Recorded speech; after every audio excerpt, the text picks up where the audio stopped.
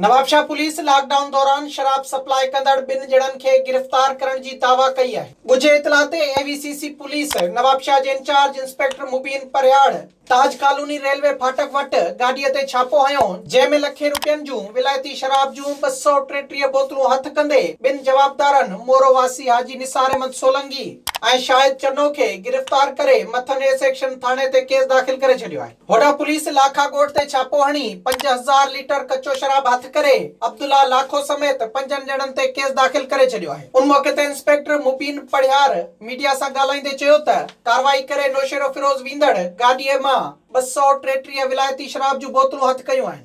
अॼु सुबुह 7 वॻे असांखे मख़फ़ी तरह इतला मिलियो त नवाबशाह खां नौशेरो तरफ़ हिकिड़ी सर्फ गाॾी आहे जंहिंमें 2 मुड़ुस सवार आहिनि जेके शराब खणी नौशेरो तरफ़ वेंदा।